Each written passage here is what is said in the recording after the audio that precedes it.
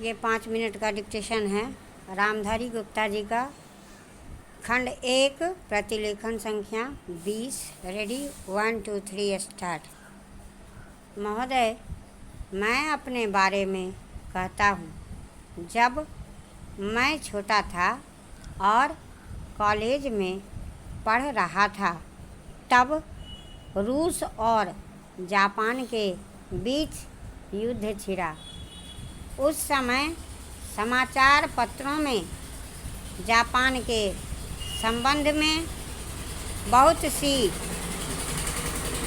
बातें छपा करती थी। उनमें एक बात यह भी थी कि जापान में समूरिया जाति के लोगों ने अपने सब अधिकार वहाँ के राजा को दे दिए थे। उसके बाद जापान बड़ी उन्नति कर सका। हम लोग यह पढ़कर आश्चर्य और सराहना करते थे।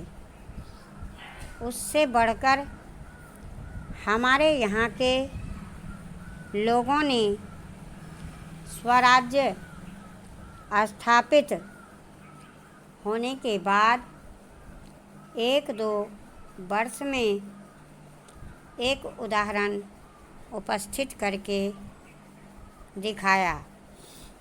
हम भी अपने हजारों वर्षों के इतिहास को नहीं भूलेंगे। जो रियासतें अलग अलग स्थापित हो गई थी और एक प्रकार से भारत कई टुकड़ों में बटा हुआ था, वे सब टुकड़े एक हो गए।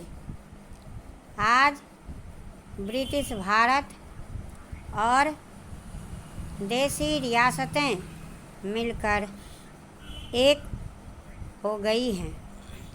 उसके बाद हमारे सामने यह प्रश्न आया कि भारत के लोग केवल स्वराज्य से ही सुखी नहीं हो सकते, उनको किसी न किसी प्रकार सुखी बनाना है।